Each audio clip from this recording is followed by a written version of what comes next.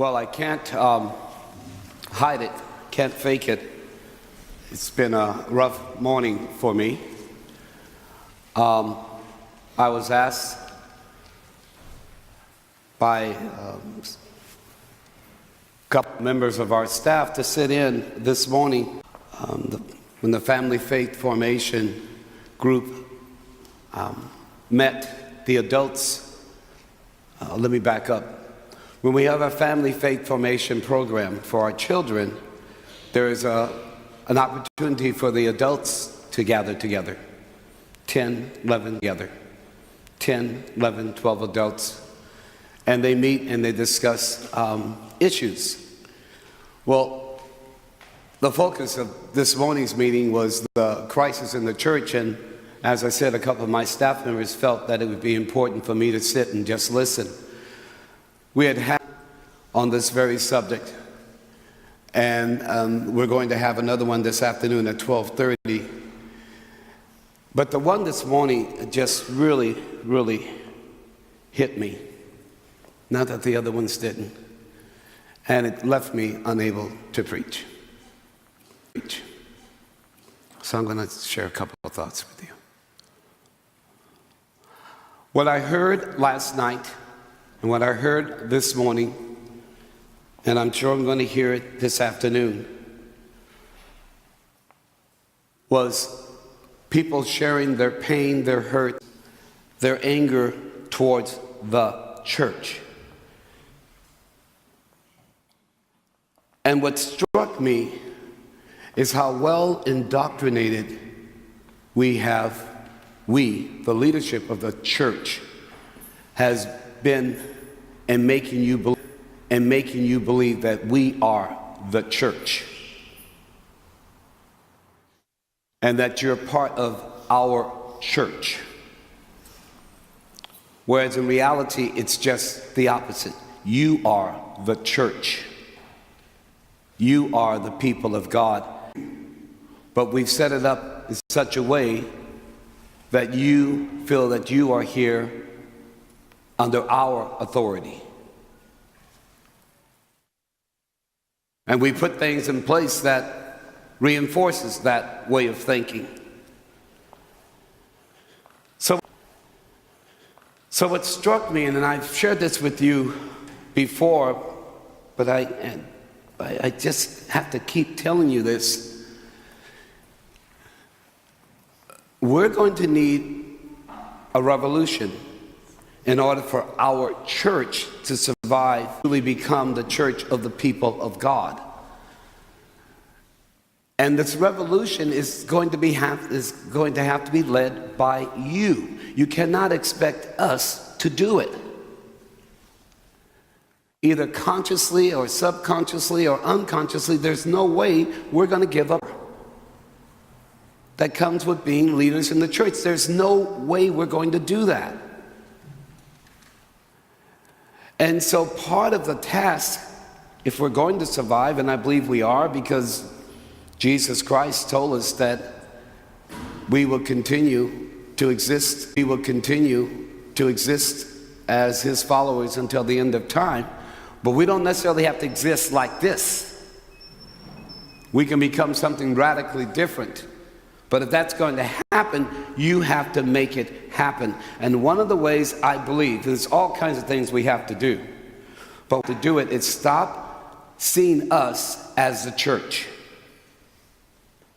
And so when you talk about these men, let's be honest, it's men who are harming us, you need to talk about these men as the church's leaders, as leaders in the church, as leaders in the church.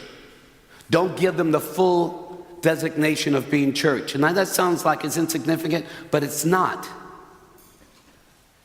If you abdicate all of your power and sense of self to me, then you give me even more power over you. Start seeing me differently. Last night, after our meeting, one of the guys came up to me and said, well, you know, Leo, which is why I often, you notice how I introduce myself to you? You never hear me call myself Father Leo. I always I always call myself Leo. Why? Because I want you to see me for who I am. Now, some of you old-timers, you can't help yourselves. I got it. But think about what goes along with that once you put me in that category. You're saying it's respect, and it is. But I don't call her Mrs. Ben? I don't call her Mrs. Benz. I still respect her. I respect Katie. I don't call her Mrs. Cavane. You can't call me Leo and respect me? And by calling me Father Leo, then you're putting me in a position of what? Authority over you. Think about it. That sounds insignificant, but it isn't. So when Father Leo says something to you, you know how many pictures we had taken? And you know what the lady said to me, because they didn't think it was going to happen? Father Leo told us, they said that Father Leo told them to come. They had their pictures taken. They didn't want to have their pictures taken. They did it because they didn't want to have to face Father Leo. Well, maybe I should keep that title. But this is too serious for me to joke about. But so the guy said to me, he said, you know, we let's be honest, there's nothing we can do. And I said, yeah, do, but we have to do it in stages. There are things you have to begin to change in terms of how you see this. You have to really appreciate that this is your church. And you have to stop giving power to people who will abuse that power if you give it to them. And again, not consciously, like the power. And I use this outrageous example. I said, let's say, and this is an outrageous example, so I can use it because I know none of you will be able to associate this with anybody who we know. Let's say there's this outrageous man who is elected president of the United States. And let's say this outrageous man has low morals, that he doesn't know how to tell the truth, that he's maybe not so smart, but he's the president of the United States. Now, you have to name anybody like that because we would never do that here in the United States, right? You guys, you're supposed to be laughing. This is too scary. And let's say, well, you have a choice. You can either continue to give him your power, continue to defer to him, or every chance you get, you stand up against him. And when he says something or does something that doesn't speak your truth, you let folks know that it's not your truth. And that this is not what it means for you to be part of this country. Well, I think the same is stand for something, say something, do something, or don't do something that doesn't reflect you. Obligated to stand against it and say, this is not my understanding of what it means to be church. Now again, that might sound like it's a little thing, but that's how revolutions start. With little things, with people saying, no, I'm not going to allow this to happen anymore.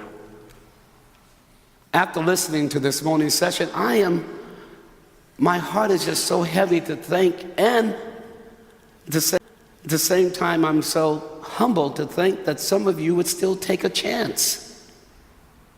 That's how much you love this church, that you would still take a chance on not only being a part of it yourselves, but raising your children to be a part of it. We need a revolution. Come from me. You have to lead the revolution. But there are some things that we can do here at Corpus. Let's start talking about that in a couple of weeks. One of the things we're going to do is not ask for permission for things that we're going to do. And when they come down on me, I'm going to say to them, you have a choice.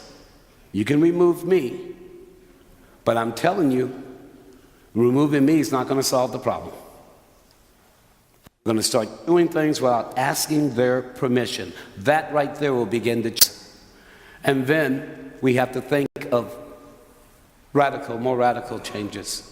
Changes that should have been made a long time ago. If we were to have all the women in this parish, in this church stand up, would there be more women here or men? Women. Women. There's no doubt about it.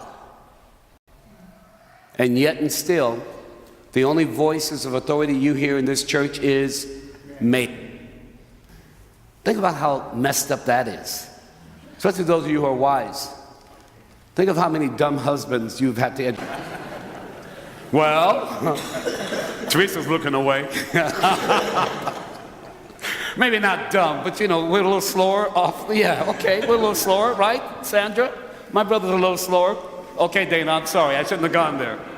But there's no woman to train me. Woman to train me. There's no woman to train a bishop. When I'm preparing a couple for marriage, I say to the woman, are you willing to teach him? Because there are very few men, Catherine, that don't need to be taught. That's been my experience of 34 years of it's true in your lives. Then imagine if you have an institution where everybody's in charge, who's in charge is male. There's going to be a lot of this we're just not going to get. You're going to have to lead the revolution. I'm here for you. I'll do my part. You have to do your part. Some of you are going to say, Leo, it's not worth it. And I respect that. But I want those of you who can stay and fight, please stay and fight. You are the people of God. And our Lord is a church that is worthy of being saved.